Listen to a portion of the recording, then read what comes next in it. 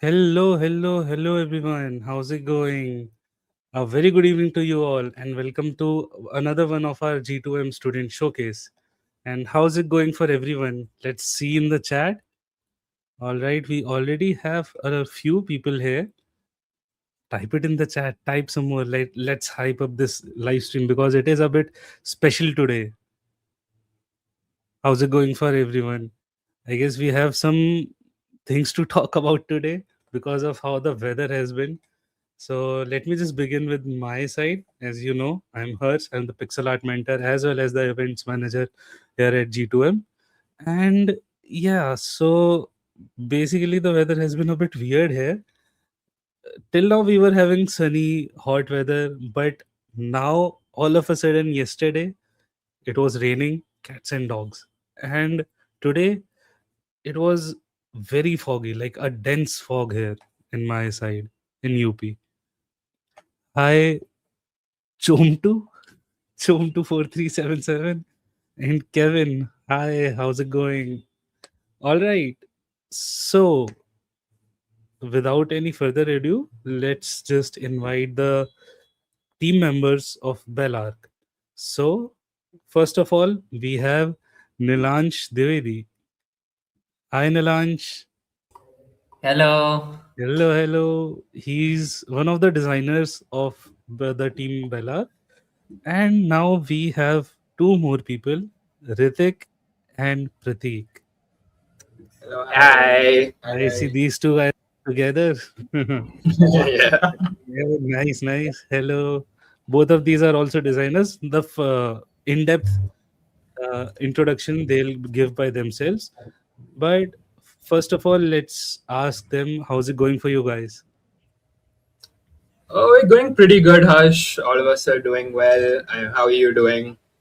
I'm good. Are you nervous for the live stream? A little bit. Used I to mean, the hey, used we're to talking about something we worked on for 7 months. We've yapped so much about it. I think we can do an hour pretty easily. nice. That's the confidence that Yeah. I like. So, asking like going ahead first, what was the experience of you guys from the 2024 IGDC when you guys were, I believe, joined as a audience, right? Like exploring other games, and Yeah. shifting that to the previous year where you guys showcased your own game. How was the experience in the difference? I think Prateek is probably the best one to talk about this because he's gone through multiple IGDCs even before G2M. So he Oh, can give you the whole rundown. Yeah. So I have been to IGDC from 2017 onwards when NASCOM used to be the host. I've seen from switching from Unity to Unreal. So I used to be the one who used to go and see like, oh my, okay, how are these game made? I want to make my own game someday. So when I went on 2024 IGDC and that time I enrolled to G2M, I was like, okay, next time I need to be there behind the desk showing my game to the audience and how it feels. So I got that opportunity this year, last IGDC. I was like, my God, this how stressful is this to talk about a game, even though like okay, it's my game. I need to get people hyped up to come and play a game for that. Yeah. Yeah, I guess that's a pretty special experience, right? All Yeah. right. So what we're gonna do is, as usual, you guys are gonna share your screen. You guys are gonna present your experience, how it was making the game, like evolving your game from a concept to what how you showcase the game at IGDC, right? All the ups and downs, everything you guys will be presenting. So first of all, if you guys could share your screen, I'll be then hopping off in the background. I'll always be there. You guys just call me out whenever you need help from my side. But yeah, all the best to you guys. Thank you, Harsh. Give me a second to share it. Yes, no worries. All right. Yep. Oh, yeah. I All hope good. everything All the is best. visible and good. Yep. All Alright, good. Okay, so hey guys, nice to meet all of you who's all here. We're just gonna do a quick little thing showing you guys how Bellark came from the idea that it initially started as to what it is right now as a full-fledged like game you could play right now on itch. So giving you a little breakdown of what Bellark is, it's a turn-based roguelike deck builder. I really love strategy games, card games, and we all came together to come up with this idea and kind of bring it to light. And we took all these elements from all the things we love about games to try and make what we could consider a good game, or at least an attempt at that. So just to give you a little breakdown of the team, you have me, Ritik. I am the lead game designer. I'm also the project manager, done a lot of the UI as well. I have my other two game designers with me, Nilansh and Pratik. And Hello. Hello. Yeah. we also have Abhishek, who's one of our programmers. We have our concept artist Rishi and our 3D artist Gausi. So our team is around 6 right now, but we've had a few other members who've come in and gone, helped out for a bit. So thanks to all of them as well. The game would not be the same without them. Now, when we talk about how the game actually started, I remember also giving us our first, talk about, hey, you guys have to come up with a big game pitch, come up with an idea. And I was struggling. Like, I couldn't think of a good idea to save my life. I was like, you know what? I'll make rock, paper, scissors, but like an online, it was everywhere. It was not good. And then I was talking and I was like, you know what? Let me go back to the first ever presentation we made, which was our goal setting exercise. And in that, we talk about what kind of a game we actually want to make. And when I was going through that, I was like, okay, I clearly want to make a strategy game that's very heavy on its gameplay. I want players to be adaptive with the gameplay and what happens. I want them to care about optimization. And once I started thinking about all of these things, Bellark kind of just formed. Like, I was like, I like card games. Chess is a very good way. What if we like mix the two? And you can literally see a couple of my notes of how I came up with the idea, how I came up with the basics, how I came up with the board, and how characters would attack and move and all of that. And that's kind of how it started. And I think that's also the same pitch I gave to both these guys, Nilansh and Pratik, where I was like, hey, so this is what I want to do. They loved it. They joined me. Thank God they did, because without them, it just would not be the same. Yeah, good note. Yeah. When he was making his card idea, at the same time, I was also making the same close to card idea. So I was like, when he presented his, I was like, okay, good idea. If they need a vote, I could give him saying like, I want to join. That's really great idea. Yeah, I think that's one of the best things is our mindsets were like aligned since the start, where we were just like, a card game is what we need. And I don't think, as far as I'm aware at least, G2M has ever had any card game that came out during the big game pitches. Yeah. So, My idea was like completely different from you guys, and when I saw your idea and you like, so I was like, if I had to work on some other game, then like what I was thinking, this is the best I have out there in our batch. So that's why I messaged you and yeah, I'm glad that worked out. Like we all just formed through with it. But yeah, I've never played. That's the other thing. Like I've never played any card game before this, so this was like a very new experience for me. I remember. So Nilansh messaged me the first day we got our results, and we found out who's actually going to be going forward with their projects. He messaged me and he was like, "Bro, I've never played any card games, but I want to play." And I was like, you know what? So literally the games that are on my initial the inspiration page, these are the games I told him to play along with Balatro. I was like, play Slay the Spire, play Balatro. These games I love, and that's what I take a lot of inspiration from. And it's a perfect segue into what actually inspired my game, or our game of Bellark, is these games like Hearthstone, Slay the Spire, Pokemon TCGP, Into the Breach. Like I was taking all these elements that I found were really good and made it unique, and try to put it in together in a way where it worked well. Like you have the roguelike elements of Slay the Spire, the deck building of Hearthstone, the movement system or like the board mechanic of Into the Breach, where it's very tile based and all of that. And all of these elements really worked well together, and that's what made us fall in love with it a little bit more, I feel. And obviously a major part of this was the cards, and the cards have gone through a lot of change. Like in the initial stages, there's one more design before the initial card design that I'm not showing you because it's so bad. It was there on all my pitches. Thank God I'm not showing you, because I look back on it and I was like, holy shit, it's bad. But so it we wasn't had that bad, man. Like you have like the artist perspective about it. Yeah. I'll take it, bro. I'll take your word for it. I'm glad you don't feel that way. But yeah, the cards obviously, along with the game, it evolved from where it was in a basic standpoint to just evolving the cards slightly, trying to keep it minimal, trying to keep it character focused with only the most important information. The places, like for example, even the small things of where the HP and damage was, like in the initial card design, it was on the top left, and we noticed it was getting covered because in the hand your cards were kept one on top of each other, and those values were hidden. And that didn't really, go well with the players because you have to hover over it to find it. And these small tweaks is what we tried to make increase visibility and make sure the players understood what the card was, and that's kind of how we've come up with the design of the cards. There's also the evolution of the how we look at the characters.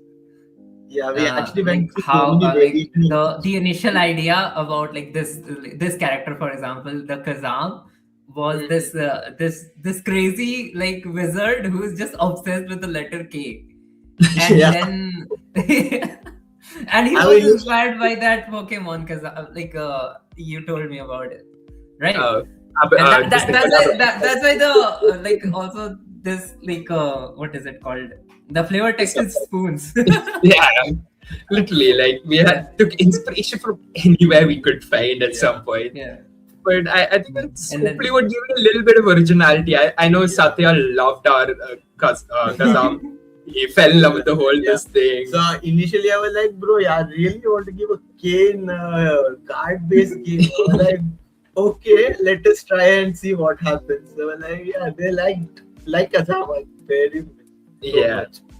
It was a risk we were willing to take, and I think it worked out in my opinion. Yeah. But yeah, once we came up with the cards, this is so most of you guys watching probably don't realize, but this is probably a nightmare for both Pratik and Nilanj for a month. So when the game, like when we were first in our initial stages towards like the start of June 2025, we didn't have obviously a prototype to test out all the cards and everything on. It would take a lot of time and effort to add these things and implement it, and we still don't have a multiplayer system as such. So what we did is we kind of used Canva, where I brought in a board. We brought in the cards, like we had literally the 10 cards we could come up with, or we all had. We gave ourselves hands. Nilanj made a little Python script to give us like our start. Exactly. There was a lot of like just random list of cards that we can use to play against each other, basically. Exactly. And we'd sit and we'd just spend hours, like literally for 2 months straight every day. Me and Nilanj, Pratik, we'd be spending like 2 hours just playing games, trying to understand where the balance is, what's fun. We've gone through rules like that. I'll show you a little page next about how I've written in my notebook. Like we'll try out rules. Like, okay, who gets to go first? Does the person who plays first, can they attack? Can the next person attack? How long do you have to wait? We tried and tested all of these mechanics out beforehand to make sure the experience felt as good as possible to the player. And I hope that it did come out in the game as well, because from most of the people, they always say they enjoyed the mechanics and the rule, even though a little complicated. I won't disagree. People did find that fun. I'm sure you guys have your words on what you felt about it. Initially with Hellbird, because Hellbird has one of the cool attack pattern, the movement pattern. Wild. Wild is the best word. I used to get confused on the board, bro, where I should move this character. With the paper prototyping in her hand, I was like, okay, it's a cool idea, but at the end, it's not implemented in the proper like the game. You cannot like visualize it where it's going. Yeah. So it took us, I don't know others, but I was the one who like, bro, I'm getting confused. I should have placed this character. Well, like, thank God these two were like, okay, I can help you with the placement part of it. Yeah. So, Also, we have the unreleased card that we never released. The So cannon. in the bottom left, Yeah, that thing I think so that converted into Kazam, right? We had not the initially- Kazam. So but we we had Not had that, really. yeah, Yeah. right? We so needed something yeah, non-movable car. exactly. So with Eventually, the like yeah. Mhm. we had a sixth card, a unit card, which never actually came into the game. It's called the cannon. You can see it on the bottom left. Now, the cannon, when it first came out, it was so strong. You just had to place it down. You would win every game. Yeah. We're like, okay, this seems like a balancing issue. We nerfed it. It was still too strong. Yeah. We took it out of the game. We added a bunch of other cards, and we brought it back eventually. We were like, you know what? Let's try it again. Still too strong. And we nerfed it so much it became like a similar card to Laya and how Laya is right now. In both of them are a movement based ranged unit. And while Laya was a much more fun unit to play, the cannon was a little more defensive and passive. And we were like, that's not what we want with the gameplay, because of how long it takes to actually complete the game. We wanted the game space to be a lot faster. So the Laya kind of fit with the gameplay style and the pacing we wanted a lot better. So we ended up going with that over the cannon. But the cannon has given us a lot of nightmares. This is also like the evolution of our thinking. Like initially, we were thinking of more of a strategy game where like the turn to turn like moment to moment changes would be a little slower because you're trying to set things up on the board. But later on, we made the game into like more of a fast paced. Fast paced. Yeah, like we were getting a thinking little 2 or 3 bored. steps ahead. Yeah, we were thinking like would people actually sit that much long for one, like the entire game, like being so slow? Yeah. Yeah. I think that is definitely something we thought about, worked on, because these sessions itself, it used to take me and Nilansh almost an hour to play a game. But that's also partly due to me, and I used to sit and go through every possible move to try and find the best one. Like, I kid you not, Nil, I am thankful for that man for having so much patience. But I would spend a little too long. Bro went into AI mode. Seriously. Yeah.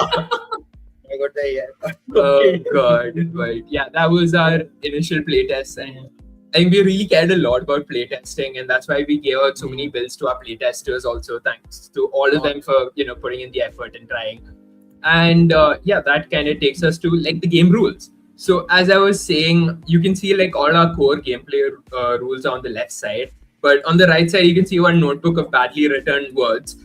Thanks to me, sorry about that. But this is where we would literally try each rule we came up with, where whether the players can attack, whether only the first player can attack, make notes of seeing why these things work, what doesn't work. There's literally a line here that says cannon to OP. And these are the kind of things we did every day to try and make the rules a very cohesive thing that would feel good for the player so that they could actually have fun and, enjoy the game while playing it. I think you guys probably also like we sat through, made so many rules. I'm sure you have like, what is your opinions on the rules, if anything? Rules kind of gave a little bit of how initially we were thinking of how to give a deck, like how the player will have a deck, how many cards they will have, where the pie is even enough for them to have it hand, or should we increase it or decrease it. We played with all the rules even before we went into the game initially. Then we're like, okay, 5 is the minimum amount that they have to have, plus the 10 will have other cards as well. Yeah. Combat rule also was like each coming up with different cards, attack pattern, how the character will be with the game. Will it be fun to play or not? Or the combat system is actually good for the players or not? That was also going through so many things. So like having all the kinds of units that like fulfill certain archetypes, but still being unique in their own regard, that was also like a huge thing. Yeah, 100%. And yeah, that kind of comes to our timeline, which actually shows you a very good way of how the game has actually evolved from our initial idea stages to the completion of the project, which spanned around about 6 to 7 months. So you can see here the various stages, and I'll kind of break it down a little bit more. So when we go to our initial stage, we have our pre-production. So this was post-ideation. We had the idea of what it was basically going to look like. And this is where we were trying to test out the core gameplay mechanics in game rather than on Canva. We were trying to understand what art style works. That's why in the video you can see there is a character that's a 2D model right there. It's a little pixel art because we wanted to see would that work for the game. And we were testing all these things out to kind of see what worked out the best, what translated to the best, the amount of cards a player would have in their deck. And all of this is kind of what we were doing in pre-production. Moving on to the prototype. So we actually came out with a prototype around first week of August.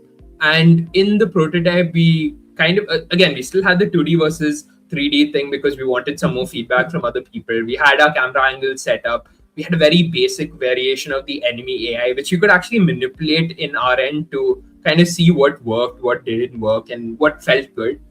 We had like our first 5 unit cards fully like completed and implemented.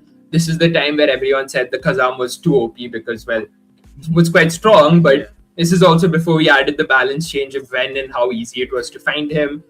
We had a very basic inventory system, and we wanted our testers to kind of bug test, find, and give us like feedback. And we got a lot of feedback, especially from like Abhineet and Satya, which we really implemented in towards the game. Then came IGDC, which was our next big milestone. This was around first week of November, where we made a whole, like all the build, everything we already had. We created all the 10 cards we needed. A whole UI system was implemented. Our previous UI you could have seen was not that great, not that translative. So we created a whole new UI from the start. We really try to focus on the UI being minimalistic and efficient to help the player kind of understand and focus on the important stuff and not get distracted by all the other things in the game. And this is where we added the roguelike element. We also added a proper tutorial along with a showcase to kind of show and allow the players to understand how the gameplay is, where we gave them 10 cards. We kind of spoon-fed their experience to give them a very good taste of what the game is. Then we also added the enemy AI, gave it various levels of complexity depending on what was happening, which stage you were in. There was a lot of work that happened, especially systematically, between the first prototype and the IGDC build. And then came our actual final build of the game, which was closer to the to Jan of this year, where we mainly focused on bug fixing, adding polish to the game, adding a lot of the character models. We finally got custom models created. Our artists actually worked a lot, making models, animations, adding VFX, sound effects, and all these like quality of life features like our autocomplete, which we added a whole algorithm for, just to allow the players who are starting off to get a little bit of a hand making a deck so that they could make their life a little easier. We flushed out that tutorial, and we've done a whole lot of that. Make the experience a whole lot better for every person watching or playing, sorry. But yeah, I think those were all the builds. And coming to the challenges, I think we had a lot of challenges making the game. Yeah, I'm sure, like, since we've all been here day one, we've gone through all the challenges. I think one of the biggest ones was scope. And so we initially had the idea of having 20 cards, 20 to 25 cards, with our base roguelike element having 100 floors. Now, after a few calls, we kind of understood that was way out of proportion. Yeah, with only a handful of like teams, like around 6 people, making 100 floors, we got the feedback like, bro, are you sure you'll be able to do it within 6 months of time? Yeah, it was a challenge, and we were brought down to earth, to say it in a nice word. Yeah. But yeah, that's how we kind of scoped down to just 10 cards and 30 floors. But this brought about a whole different challenge. Yeah, Niraj? Yeah, it gave us a good design constraint also to like have like just 5 to 10 cards and like just completely understand how the game must work and like build on that idea later on, basically. Yeah, exactly. And having these limitations with the number of cards also gave us this opportunity to create these cards, which rather than like most roguelike games, when you see it, they'll have like 5 or 6 cards which work really well, and they have these pools, and all these pools together make up the whole set of cards they have. So whether it's 100, whether it's 1,000, whatever. But for us, because we only had 10, we couldn't really work with that. So we ended up making these cards that worked really well together, giving multiple synergies and options, which we feel really helped with the gameplay and like allowing people to have more options. Like you can see in the video here, the King's Command, which is a card that allows you to swap people's positions. You can use it aggressively, like shown in the video, where you move characters around to do big damage, or you could use it passively also to kind of like, move away from dangerous positions. The Snow Bunny is also a very similar unit where you could do it to either take over and be aggressive or kind of save yourself from a point of danger. And I think we've done a pretty good job making each card feel unique and really good. I still remember coming up with each card. Like, bro, how to make each card unique and a unique gameplay so that player don't feel like, okay, this card is also feeling very similar to each other. We had to like sit on how. We've had a lot. We had a whole competition. Like I remember, we had a whole competition between the Laya, which was called Sniper back then, and the Cannon, and like that went on for 3 days just to compare between them and who wins at the end. The reason was the card felt good. Okay, like while playing, we felt it like we are liking it, and 100% the player will also like it. We were like, how to, even if there's need to be balanced, how can we balance it without making it too OP or too. Hello, Ritik. Something happened. Oh, I think he got a power cut. Yeah, he's still streaming, but somehow, like yeah. I mean, I hope. I think the bad weather is to blame. Hello. Yeah. Oh, hi. wow.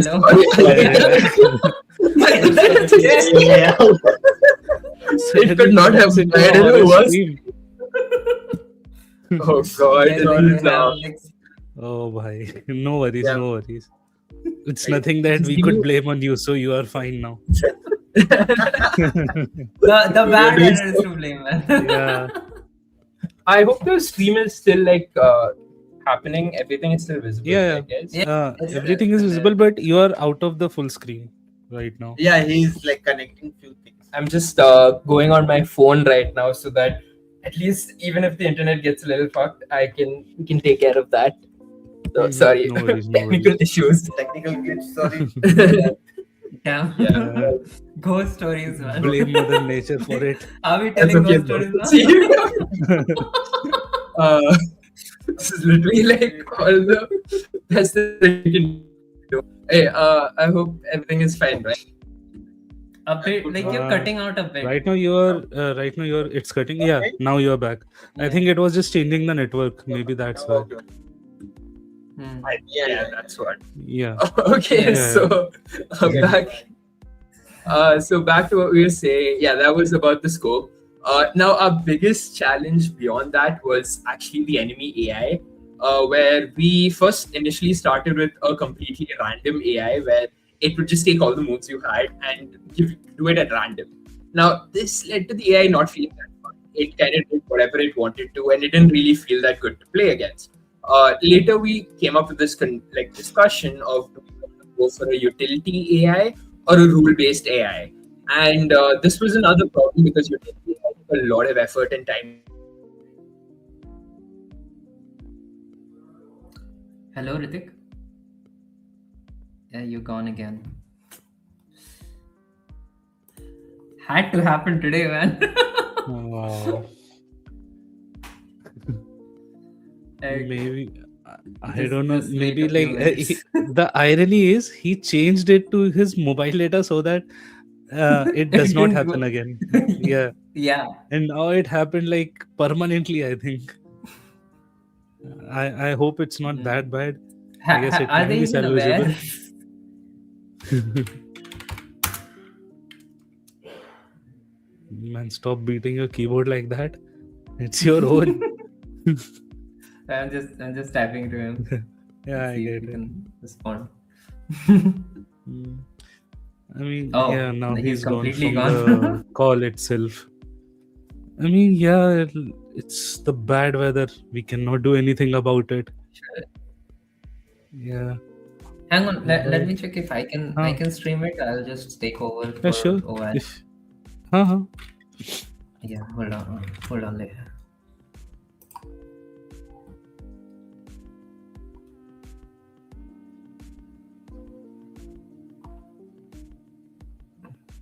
Can you access it? Because I also have it. I can also open it if you want.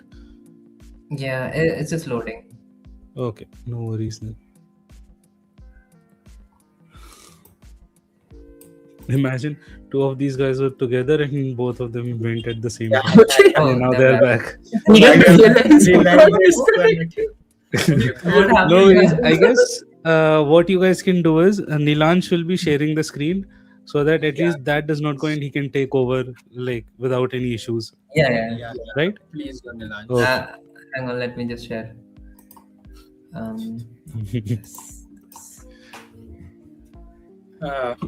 My thanks, fucking Bangalore internet.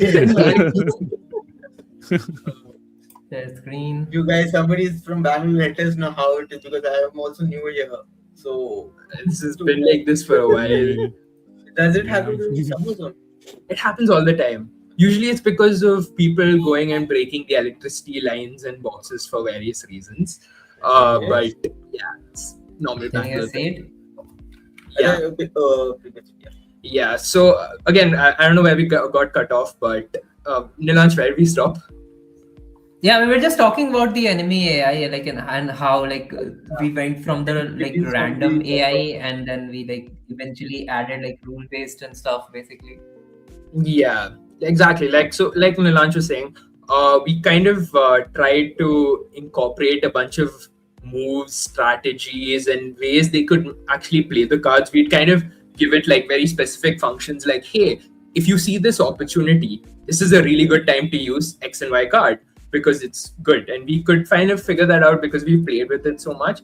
And we kind of also told it that, hey, if you get like there are 3 spaces you could attack from. And 2 of them you would get attack back, maybe attack from the 3rd space, which is safe. And this kind of allowed our AI to be quite smart and intuitive, even though it was based off of very simple rules and functions we could come up with rather than a utility-based one. And it was a challenge. It took us a lot of time and effort, but making our AI so complex and so well-rounded actually led to our next challenge. The game Which is became the too most difficult. Yeah. So for that, for the AI part, I had to like find one of my friend who is in AI. Shout out to Surya who actually helped us, giving us what utility AI does and how good it is for like whether it's feasible or not for our game to be made within 6 months. He told, don't go with utility AI right now because you guys are in the initial stages. So we came up with just adding just rules on how the game should be played from our perspective. Yeah. And yeah, that But led like, to eventually the AI became a little too smart and like it was Yeah. really hard for new players to understand like how to maneuver around that AI. yeah. And So we saw that firsthand in IGDC. Yeah. We will come to that really soon. yeah, so not to scare anybody with the graphs, but these are very simple graphs that kind of just showed that majority of the people who are playing the game, they kind of lost in level 1 or 2. Like they didn't reach that far. They kept losing by level 3 or 2. And we kind of figured it out that the Hellbird as a unit was introduced a little too early. The enemy was too strong. They played too well, and new players really struggled to kind of grasp the whole, like how to play the strategies and how to play around the Hellbird especially. And this led to us really taking a step back, kind of understanding that, hey, we've already played like 100 hours of this game. Yeah. We need to take a step back, kind of think of the new player and kind of base the base game, at least like the early game, around that. And this is kind of what we did. We made it so that the stronger cards are a little harder to find. They appear a little later in the game. We made it so the enemy has this little bit of a chance to make mistakes, make unoptimal moves. This way, it felt a little easier, a little more human even. We added a bunch of quality life features like the autocomplete deck, which we've talked about. We added a details panel, which is very in-depth. It gives you like the recent moves of a player. or the enemy, sorry, it tells you every information about the unit, including where it can attack, how it can move, all of this. We changed up our setup phase also, and I think all of these changes kind of helped the game a little bit, made it a little easier at least. I mean, yeah, I'm sure that anybody playing the game now could have a much better idea of that. But yeah. Yeah. And then the IGDC experience. Prateek, you can just take over. So basically, when I actually went there, I was very overwhelmed with so many people coming and playing our game. We were actually competing with Yodha, Zan's game, which was like actually a full-fledged game they were playing. And I was like, me and Nilansh, we were like, are you sure people will actually come and play a game, or they will go for the Zan's actually game that has a full-fledged? So initially, after that, they slowly started coming and started playing. We got so many feedback. Around 200 plus people came and played Bellark, which was that time just 4 months of development. 3 months, barely 3 months without any. We did not have. Yeah, we did not really have any graphics or cool looking game, but we had a board and something. I still remember me and the environment artist, we were sitting for a week. I think so 2 days before we were coming for IGDC. They're like, we need to finish this before we go. That never worked out at all. But like, okay, we have a fallback, let's do that. Yeah, our environment is something we don't want to talk about, so we never bring that up. So after that, we got very major feedback from it. Kind of told us like whether the player basically are not able to understand the controls. So we understood, okay, so there are few controls we need to like tell them how to do it, and how to in depth also for tutorial part as well. We were like, okay, they are not able to. Some of them were just reading it, and some of them were like playing directly, going into game and trial and error kind of method they were trying to understand. Yeah. So, and we actually even some of them were like, where I have to attack or where I have to move. So we had to like specify into prep properly, but it's ally zone, player zone, enemy zone.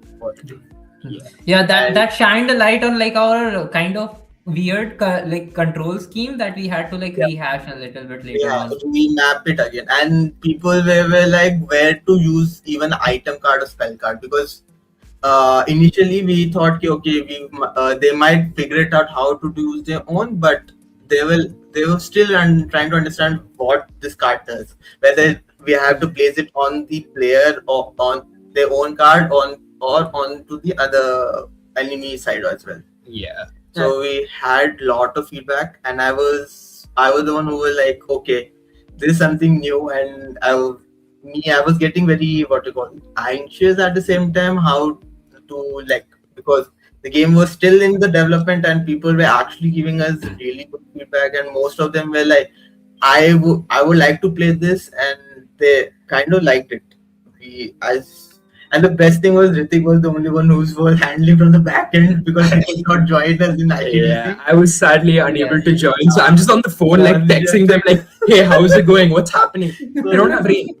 I can't hear anything. Once in the evening, people called me being like, hey, the game went well. So many people. I'm like, bro, what the fuck? I was just in the dark about everything. Yeah.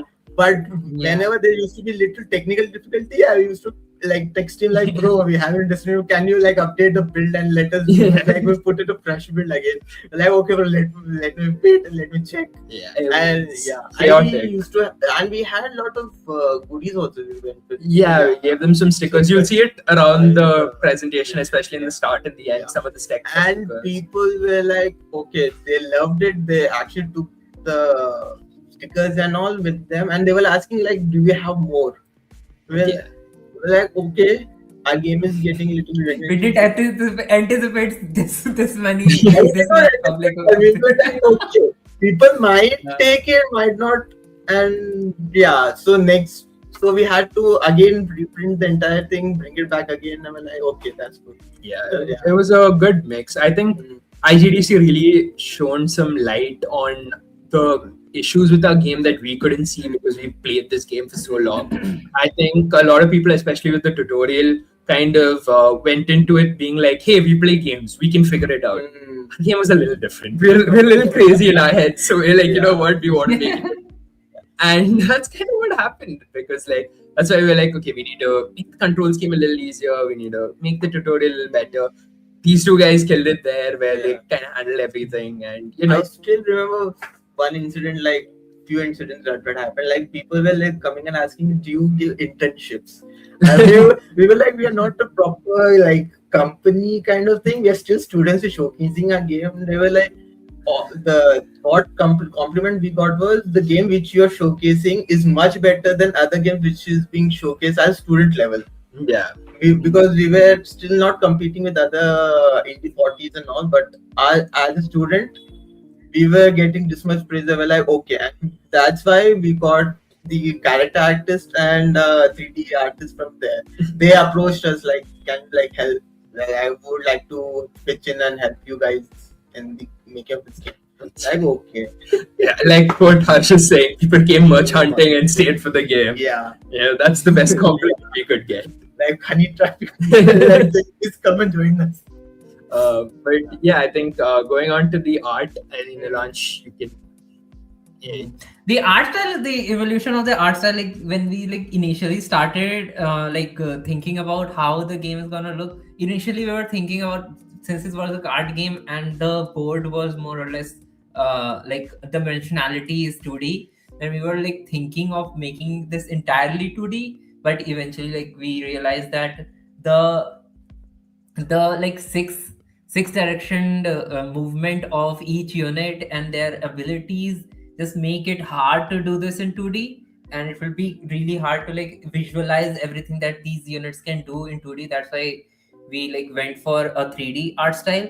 That this is why they like you can see in the earlier like phases of the game, there are units who have like a 2D sprite inside a 3D world, because we were thinking of like setting up some like a kind of like a paper ZD art style.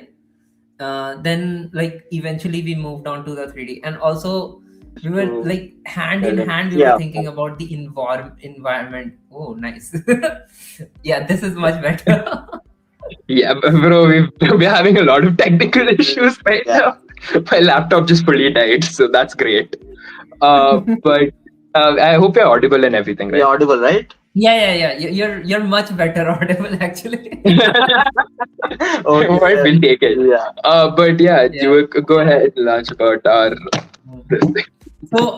So what I was saying is the art style, like just kind of like what we were thinking about the art style, it kind of went hand in hand about what we were thinking about how the game's gonna perform, and like what's the narrative behind these like characters that we are playing. So we obviously didn't have the scope to go for like a full-fledged narrative like a story behind them, but I still wanted to have some level of a thematic base for every character, and that's why we went for like this kind of art style that kind of helps you visualize these characters in like a different like how they present themselves, and like what these characters mean in the world basically. And the UI design, I think the best one to talk to would be like Ritik. Yeah. So again, like with the characters and the cards, we really knew what we wanted to focus on. And the UI kind of felt into the same thing. So we had a lot of discussion of how to actually go about the UI. There was, again, various ways we've kind of taken the UI, where we took it in a very futuristic sense. We took it in a very like medieval sense, all of that. And eventually we came up with this idea where, again, a lot of help to Nilansh and Pratik, where, you know, Pratik was handling a lot of the UX, Nilansh was helping me a lot of the UI design. And we ended up with this minimalistic design where we understood that the main focus of the game is the board and the cards around it, and we don't want to take away from that. So what we did is we gave it a very minimal, like clean looking UI where it looks good, and a lot of people have said they liked how simple and straightforward it is, and that's what we're kind of going for. And we try to use that to kind of allow the player to use it as an aid to their gameplay and not take away from their attention at all. And I think we've done a pretty good job at that. Yeah, that's true. Yeah, and we had so many back and forth, whether the UI UX part of it, whether the information which I've been showing, whether it's too overwhelming to the players or not. So we had how many iterations? 3 to 4? A lot. Again, like we went back and forth a lot to kind of work that through. Yeah. But I was like, bro, come on, at least let us get one UX correct. I was on for 6 hours. Yeah, like he was like, he'd give me every other day. I'd be like, bro, this is not working. No, this is not working. We need to change this. We need to change. And eventually we came up with something. But that's kind of how it went. Coming back to the themes, like the initial idea that I came up with was I was thinking more deeply about how like we play games and like how these like characters that we like manipulate and make them do anything we want without even regard of what they feel about it, and like it feels like we are some kind of gods that are controlling like beings from a lesser world. And that was the base idea behind the game of Bellark, which is like in the game. Actually, I kind of like this idea what Nilanj told. Like we were like, the player being a god, a unique twist to the game what we ever played except for God of War, where you are actually being what they call exactly. I was obsessed with cosmic horror themes like at that point of my life. So that like came into very interestingly into like the game, and like so the idea was that this is a game that like just the gods of this that world play against each other, and they like kind of kidnap these lesser entities from these worlds, and they use them as pawns in their game, and like without any regard of what they are looking for. And the interesting thing about these is that each character has a very interesting backstory and how like they look at whatever's going on with them. For example, this guy, the Hellbird. So the initial idea was that like we made the character initially because Hellbird is a cool ass weapon, and like we wanted to have this character who has this cool weapon, and he's this show off that just does all these kinds of like very showy moves, and just makes a mess of everything that is on the board, right? But eventually, like thinking deeply about these characters, I thought of the backstory that this guy is like a Dazzleborn, right? So he like revels in the praise of all the other people, and especially the gods. He wants to impress them and want to show them how cool he is, and he is the only one worthy of their attention. So, and then like a little bit deeper we went, the idea that this guy who like seems to like show off everywhere he goes, and like everything he does is like to like gather attention, and the irony which is that he is only known by the name of his weapon. Nobody knows his actual name. So that is the irony behind it. So this kind of absurdist irony I wanted to have in every single unit in the game. And that was the base idea on like the thematics of the other units, basically. Yeah, I think Nilanj did like such a good job going into depth about these characters and creating like these really cool backstories. Because I'll be honest, when I was like, we were coming up with card ideas, I tried to make like 30 different card ideas about what units could be. And at one point, I was so like out of ideas. I was like, you know what, I'll just take medieval weapons and try to turn them into characters, because these weapons kind of decide how their attacks could be and stuff. And eventually the Hellbird was a really cool weapon because it's not as commonly used, it's not as commonly heard of. And it led to this very cool, interesting character because he was really strong, he was really hard to play, which gave it a really high skill ceiling, which is something we also wanted. It was one of the best units when you know how to use it. And I think he fits in perfectly into the game. Yeah. And yeah, I think that's about everything. So, if you guys have any questions, let us know. Yeah. Beyond Harsh telling us that we should be a horror game, well, I think it was not on purpose, but maybe Bellark the horror game can happen. Maybe the DLC expansion. Yeah. I guess by the time people ask the question, you guys can show on the like a few glimpse of the gameplay. Yeah, just a minute. Just yeah, we're going to log in. Ritik, are you going to or should I? Yeah. Yeah, we just. I mean, it'll take me like a minute to just load in from the other one. So just give us a second. Let us load in again for the fourth time ever. Hopefully, this thing doesn't get fucked again. And give me a second. Hang on. I'll just do the honor then. I just log out from here for now. Yep. So I guess Ritik is coming back. Yeah, he is back. Hello. Can you hear us? Can you say something? No, you are not audible to us. Wow. Every technical issue. Can you hear us now? Now we can. Now we can. Yeah, just odd. Yeah. It's on. Okay, cool. So we did actually get one question, which was how much AI we use in production. A lot. So straightforward answer is we use a lot because we didn't have artists. Until IGDC, we didn't have any consistent artists. And that led to a huge gap in our game because the visual identity of the game could never be found. And that's where we kind of used AI to help us as designers who don't have the artistic skill to, fill in these gaps, use AI wherever we could to create like the characters, the base, kind of get it drawn at least to some extent, and then you use AI to kind of fulfill it. And again, whenever we could, after we got artists, we kind of switched it up.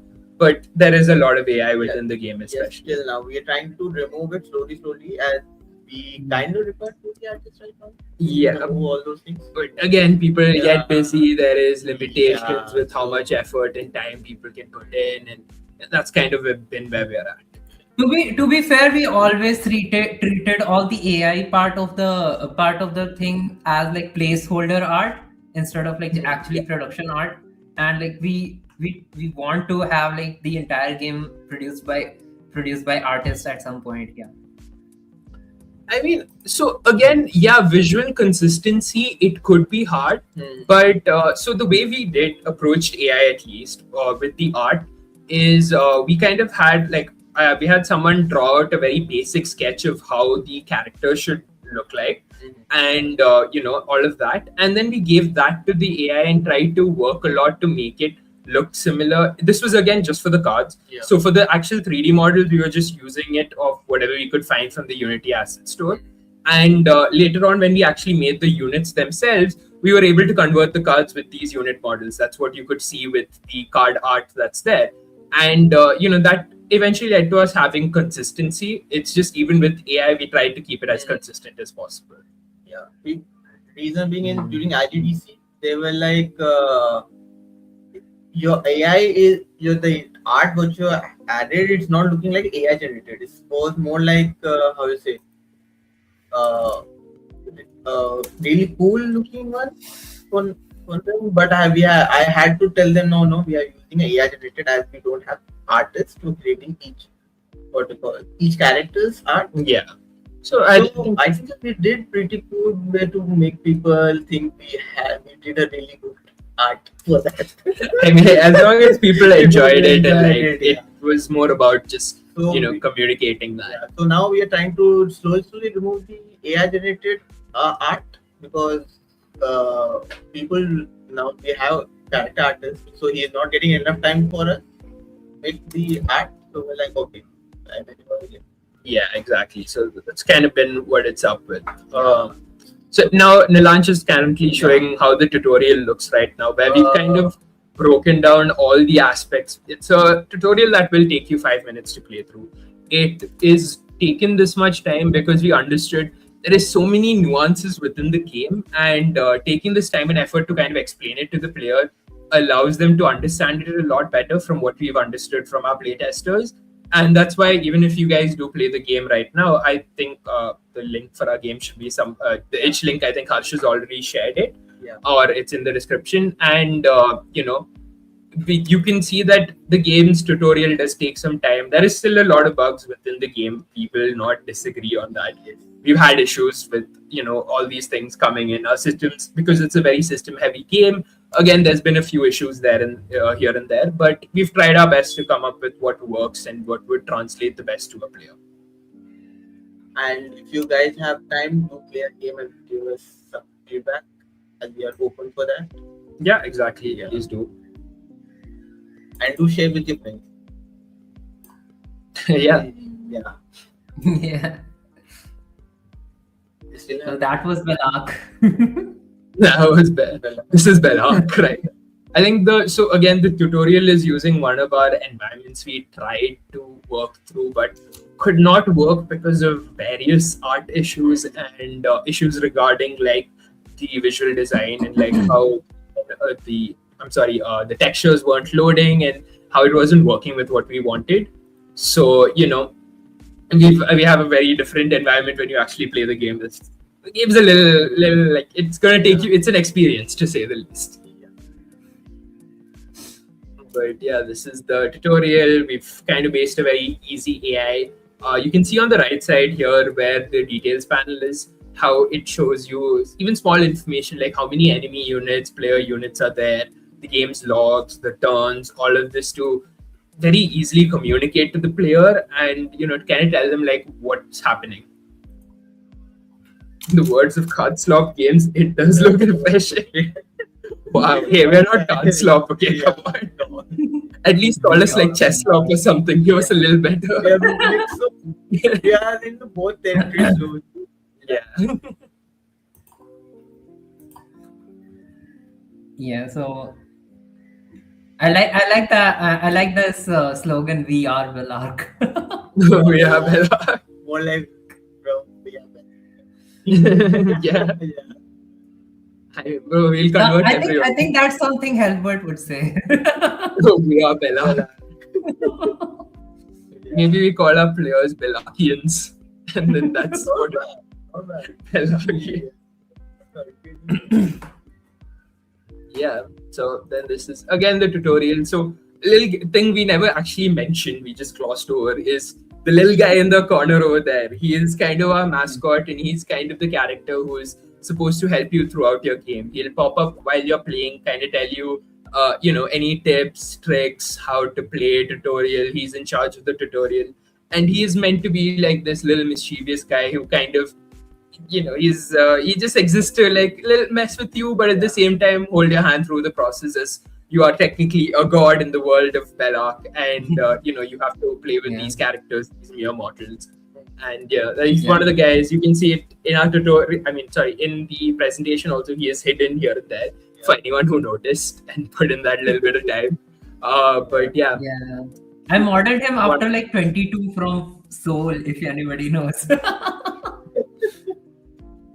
If you guys still have any questions, let us know. We are still here. Yeah. If you guys are like Let's start the actual game while showcasing us things.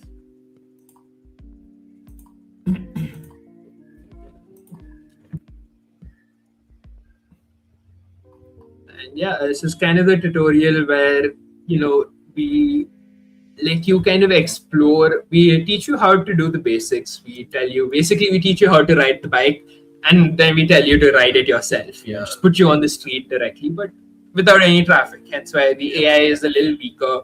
It is a pretty simple AI, so it should be a lot easier for you guys to kind of go through and play and understand how to win this. If you lose, game might be a little hard for you to say it nicely. Yeah. But yeah, that's kind of how we're going.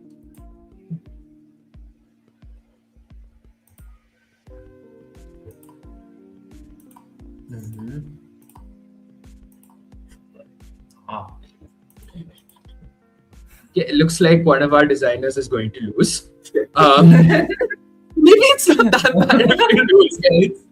Bro, I can't spawn this guy for some reason. So there's a skill issue. I'm handicapped here, man. But this is okay, maybe our tutorial is still too hard. You can do I'll one have thing, to like, play it safe a little. try to show the game. I'll just have to die. They lose and It's not his problem though. It is a skill issue. But yeah, I mean, so this is kind of a tutorial. We want to hold your hand, but at the same time, we want to tell you that game is hard. It's going to be hard, and it's meant to be hard. This is kind of like the inventory screen where we kind of give you guys the cards. Obviously, when you start off, you won't have everything unlocked. You will only have like 6 cards. This is our autocomplete, so it uses maybe don't go only Helbert Nilansh. You can't spawn the Helbert. randomize it better. I think Halbert can spawn in the main game, so it's fine. I think. But Okay. so yeah, so autocomplete is kind of, it uses an algorithm we've made to tell the player, hey, these cards really work well with each other. So imagine you're, as a player, you really like the Hellbird and maybe the Knight, and you don't know what else to put in. So when you hit it, it looks at all the options you have, and it kind of creates a deck for you with those two, and then adding 3 more cards. Then you get to go into the tower run, which is the main roguelike element, where every floor you'll fight an enemy with a growing difficulty. The AI's difficulty changes and increases along with the number of cards that are in the deck, the kind of cards that the opponent will have. This leads to like hopefully a better level of difficulty that keeps going on. And every time you beat an opponent, we do give you an opportunity to actually add a card to your deck. So you can either take one from your opponent straight away, Team Rocket style, if anybody has played Pokemon, or you can open like a booster pack because it's a card game, who doesn't like to gamble a little bit. So, those ways you can access cards. Obviously, when you take it from your opponent, it's the cards that your opponents have used. You know exactly what you're getting. Whereas the booster pack is meant to be a little bit of a luck thing where you could get really good cards, which you usually find later in the game, but it's a very low chance to get that. So that way you can kind of improve your own deck, you can make it stronger, and eventually you'll also be in the same level of strength both of you would have, the opponents and yourself. I think, Nilansh, why don't you use the snow bunny here to kind of show them how strong that is and win the game. Oh, nice. Yeah. And let's go. That's the I win, but it can show my redemption arc is complete. Yeah, it is. Finally. You can show the skill card here. Let's go. Bro, what the hell? Oh, sorry. I was clicking on the I was clicking on the shared screen. The skill issues are really coming out. I think we need to. Yeah, so again, that was like a steal a card menu where we let the player kind of take it from the opponent. We give you the opportunity to kind of mess with your deck yourself. So you can actually get rid of cards the same way you could bring in cards. So if that's your strategy, we give you the option to do that as well. Now, when you look at this is the second floor. So like you play, every floor gets a little harder, and that's kind of how the game goes. I think, guys, people have got a good idea. At least leave something for them, right? Don't spoil it for them. Let them play, right? And it's already been quite some time. But yeah, I guess that this was a pretty insightful live stream for everyone. And now we have covered every game from our IGDC Student Showcase. And as you can see, it was a very huge variety of the games which we had. First, we had Grave Affair, which was narrative driven. Then we had Yuddha, which was action heavy and isometric. But now we have Bellark, which is a card based, trading TCG strategy TCG game, right? Yeah, so that's basically it. I hope you guys had a great time, and you, Nilansh, Ritik, and Pratik, you had a good time as well. Except Thank you for having us. Except for the light issues, but that also added some flair to the experience, right? Yes. Yeah. So, all right. So it's already been what's the time right now? It is 9:30. Yep. So it's my dinner time as well. So I guess we'll it at this, right? And if you guys want to follow the content, check out the Bellark itch page in the description. And you want to see any other G2M games, you can follow the other link from the description. And yeah, that's basically it. And see you guys next time in another live stream. And like, share, subscribe, whatever the basic jazz, right? Share this live stream anywhere. And yeah, we'll see you next time. Bye bye. Okay. Bye bye. See you guys. Good night. Bye. Happy weekend. Good night. Good